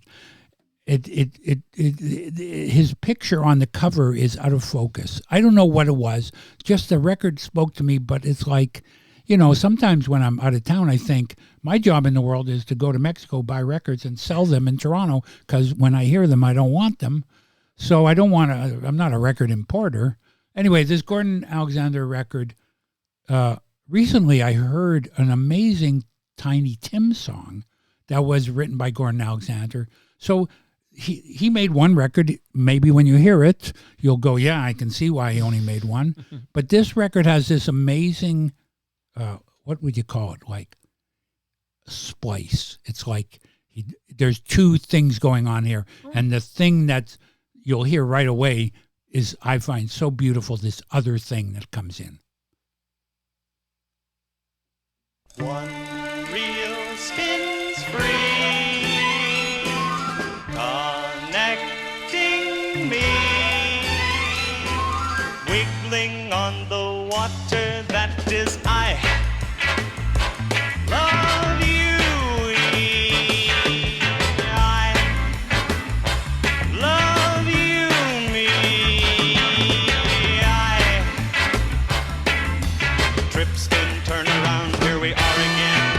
One reel spins free, diamond, crystal, velvet, madam. What is it all about, do you suppose? One reel spins free,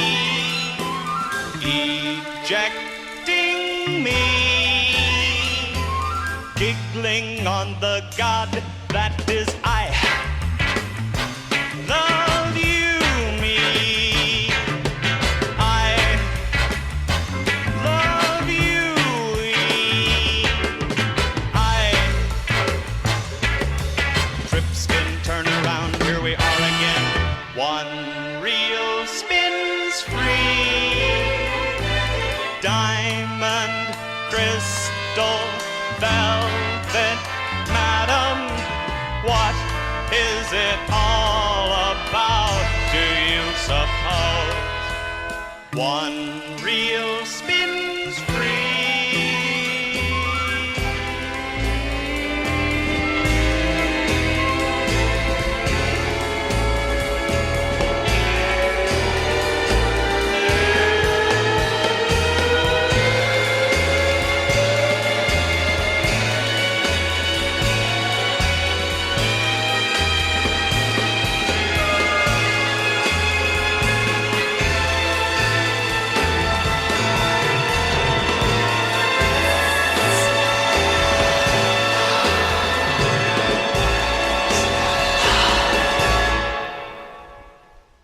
also found that acoustically interesting.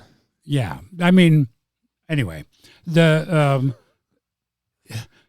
I read a quote once. It was from, it may have been Van Dyke Parks, and he was talking about the fact that everybody's making these psychedelic records and things like that, and he and Harry Nilsson and Randy Newman, who are all friends, are making these kind of, pop songs with strings and orchestras and all that. So that whole period of like 60s fractured pop is of interest to me. And also these records, this was a period of music when people it was kind of like they didn't know what would, nobody expected these experimental records to sell. So people were letting themselves experiment. That was record company. This is a big record company,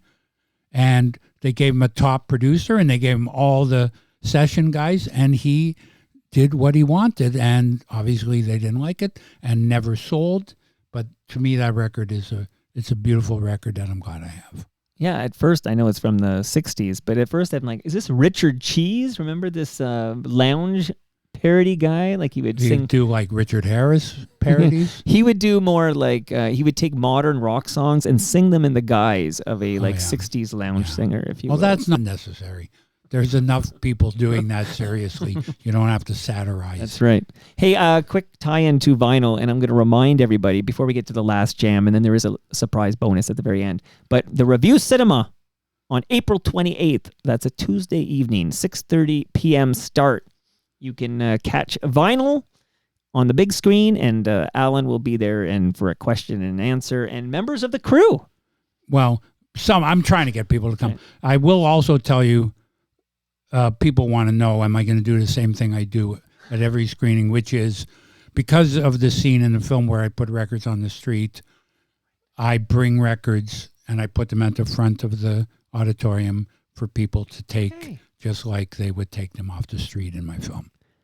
So a tie-in to vinyl from 2000. The tie-in is that I was at the Paradise a few weeks ago for a newsroom event by the West End Phoenix, and Ken Finkelman was there. And I've been trying to get Ken Finkelman for years, no success. And suddenly he was unearthed and he was there on the panel. So I was fascinated to be there. But the fun fact that ties into vinyl is that sitting beside me, Don McKellar. Okay. And he's in vinyl. And I asked Don to do the Q&A for Love Herald when it played at the Bloor. And he's in vinyl. That's true. He's in vinyl in a way that is completely weird and stupid that I put him in the film, but he's in the film nonetheless. Do you have any relationship at all with Ken Finkelman? None. Never worked with him, never crossed paths. I know we have mutual friends, and I think his brother actually, Danny, was a record collector. I think he did a show on CBC that was kind of a record collecting show. And I know people who worked on there, and I also think I know Ken's wife. But no, I don't know Ken. Well, because he's got a similar rep. Not me. Well, just that he's a cranky pants. Okay, you know what? I think I thought the newsroom was amazing. Yeah, and agreed. Also he told one of the greatest stories that I've ever heard about show business. And I like him, but with all due respect, I think he's more genuinely cranky than I am. Exhibit A, he won't come here. Well, I don't get a no or a yes. I get nothing from him. Yeah. But Toronto Boris heard on Blue Sky, he heard you were coming on, and he said, and I don't know how long you want to spend on this, but I'm going to ask what Toronto Boris wrote. I'd love to know his process for choosing his documentary subjects. I've enjoyed a few of them. Hurt and There's a House Here come to the front of my mind. So, yeah, I guess that's it, because the next line is about why you made vinyl, but I don't think that's even him. I think that's just another note. But let's stick to the what I know is Toronto Boris here. Like, how do you choose your subjects? Not very intelligently. It just, somebody says something, it sticks in my mind, and I got in trouble for this, but so a woman named Lucy Idlow, who was once a Canadian rock star, she opened for the White Stripes in Iqaluit. She just contacted me on Facebook, and maybe she'd seen I Curmudgeon, whatever. She just liked me. Now, she doesn't use the name Lucy anymore. And now she was back in Iqaluit, and I kind of asked like a dumb question, like, what's it like up there? And she said, it's the third world, motherfucker. Well, I couldn't let that just earwormed. And I was like, in spite of the fact that even in 2017, the taboo against a white man making a film because I was making it with her as my guide, and I was like a fish out of water, and she was introducing me to people, I thought we would get away with it. And I don't, some people like the film, some people can't forgive that aspect. I don't want to get into it, but I'm very happy I made the film, and also going up to Nunavut 3 times was one of the greatest experiences of my life. And the film ends with a seal hunt, and being on the seal hunt, I'm deeply grateful that I had that experience, but it just came right from that thing. So same thing, like Coppers was a friend of mine introduced me to his friend who was an ex-cop, and the guy told me a story, and he almost cried, and I was like, oh, kind of like, because I drove cab, I came to, let's just say, hate cops. Let's just put it, maybe that I could nuance that, but cops, when you're driving in the middle of the night and there's nobody else around, cops get bored, they stop cabs and they ask you for all kinds of shit that you didn't do, and suddenly you have 5 tickets, and they, open your trunk, they think you're a bootlegger, they think you're this, they bugged me, and also I was not brought up to take that shit. So, and then I met a cop, and it was like, oh, it's like I had made films before where I made an ex-con film where I learned about trauma. But then when you hear the trauma from a cop, it's a whole other experience. And I always repeat the same thing, which is one guy told me, he said, it's 11 o'clock. We get a call to an apartment. It's a murder-suicide. At 12, we're on to the next call. That's just Tuesday at 11. Right. Alan, if you saw that once in your life, you would never forget it. For us, that was just Tuesday at 11. So, vinyl was, it was like I was doing this thing. I never heard anybody talk about it. When I talked to people about it, they would be like, yeah, what do you mean? There's nothing to it. It's just like, and I'd be, how can there be nothing to it? Like, you have 25,000 records in your house that you've never listened to. There has to be something to it. So, I often wonder how other people choose their subjects, but people look for good subjects. They read about things. I've never done that. I've just been, my friend killed himself, and 6 months later, I was like, oh, maybe it could be a film. And you can now stream that film. Yeah. Please go to the NFB site. It's funny because I was just going to say I read a lot of the comments online, and people are like, it's not exactly enjoyable, and they put enjoyable. Mm-hmm. It's not exactly fun. It's not exactly, and it's like, well, we tried to make it as enjoyable as we could without, whitewashing it. Please don't be scared to watch my film. It's a beautiful film. Love I Harold, highly recommend and it. the NFB.ca. Now, the last cut that we're playing before, maybe we'll do one more, is this goes back to my ignorance. I had the Best of the Birds. I loved the song I Feel a Whole Lot Better. It never occurred to me to check out Gene Clark. Now it's like 2007 or 8, and I'm starting to buy records again, and I find an old Gene Clark record, and then somehow I find out Gene Clark is a beloved figure who made 4 of the greatest records ever. How did I not know? I don't know, because I don't read about it, and I didn't talk to anybody about it. So he made, in my opinion, he made 4 truly great records. One, the fantastic expedition of Dillard and Clark, won this record with the Gosden brothers, and then 2 solo records, one called White Light and one called No Other. No Other is considered one of the greatest records ever made. In my ignorance, I spent most of my life ignorant of it, but not anymore. And so, coming full circle with the first song we played, here's a song by Gene Clark from No Other.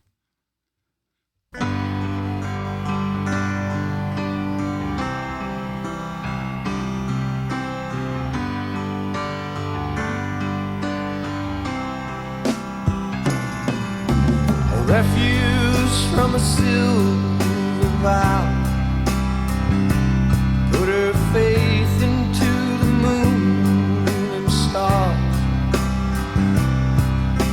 Said she had a mind that slept inside tomorrow, and time could only heal its scars. She was fire on the borderline, the lion in the fall of rose.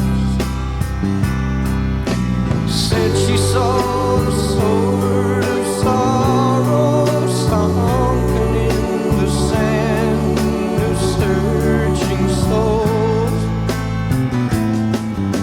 sleeping in the master's room, seeing through his eyes for gain,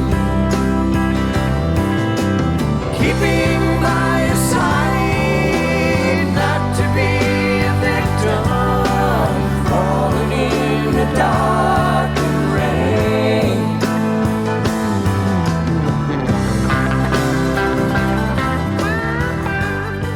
You mentioned a couple of times you did this other podcast once a year, right? Songs that get you high. What was that? That record Sorry. got me high. That record got me high.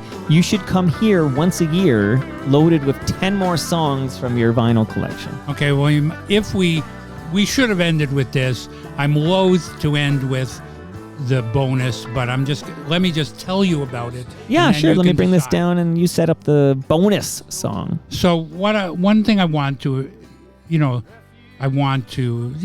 share about record digging is that it is a way to learn something about the world that you don't know. Because, records are not just Beatle records that teenagers buy. Lots of people make records for lots of reasons. And there's lots of people that collect these weird records. There's records. Chevrolet puts out a thing for I have this one, Chevrolet Sings of Safe Driving and You. And it's like a little talk, and then driving a car can be a tremendous thing. Anyway, Right. So there's industrial records, there's all these. So there's Christian records. Right. So this is a record by an artist named Little Marcy. Now, that's Little Marcy. Okay, the like a doll. Okay. That's Marcy. So the story is Marcy Tigner was playing trombone in Christian bands, and she wanted to sing. So she went to singing lessons, and they all told her she couldn't sing. She sounded like a child. So she decided in her brilliance to make a little doll called Little Marcy, and she would pretend Little Marcy was doing the singing. And she is, as far as I know, I've seen it, she's not a ventriloquist. She has a she sings. She fully sings, but she wants you to look at Little Marcy. And Little Marcy is on many of the covers.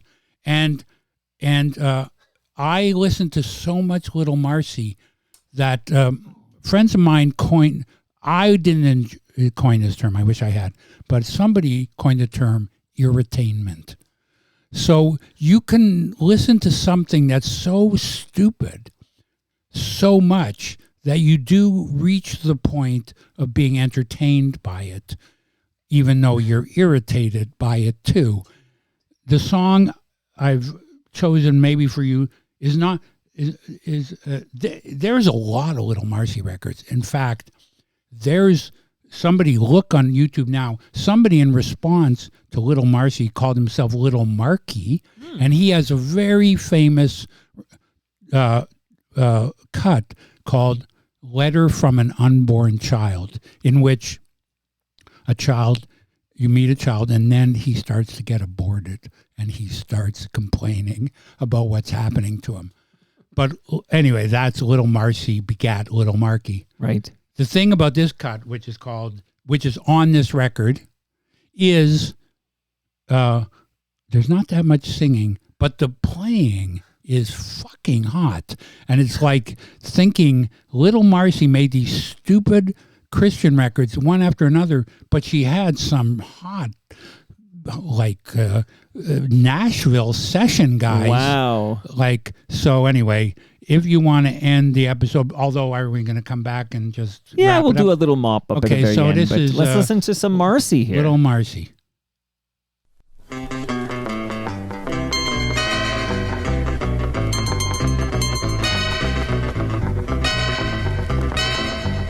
Join the Gospel Express, come along, answer yes, it's leaving for glory soon. And the guard is so glad he is waving his flag, hallelujah, it won't be very long.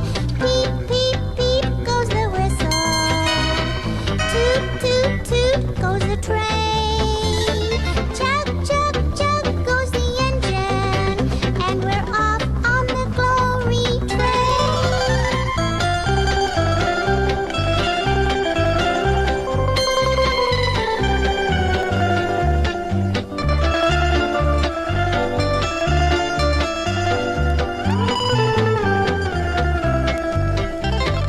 Peep, peep, peep goes the whistle, toot, toot, toot goes the train, chug, chug, chug goes the engine, and we're off on the glory train.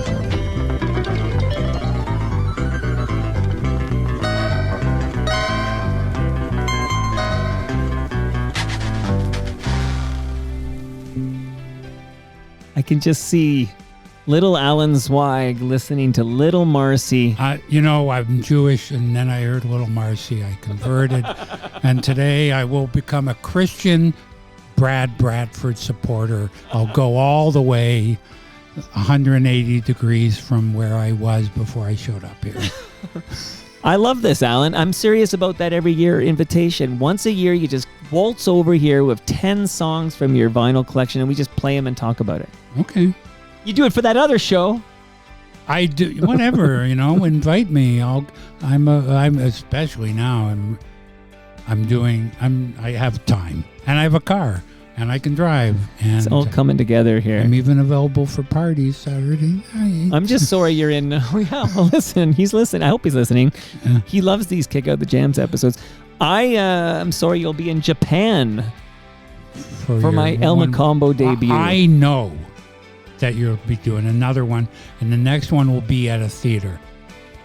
I sure don't know that, but I'm confident. I hope that it's not an empty room that I'm performing in front of. But I got to say, I love this episode of Toronto Mic'd. I love it when you visit. And when we take that picture by Toronto Tree, can you hold up the Little Marcy Marcy, album? definitely. That's Okay, what good. It's here for. And that brings us to the end of our 1,887th show, 1887.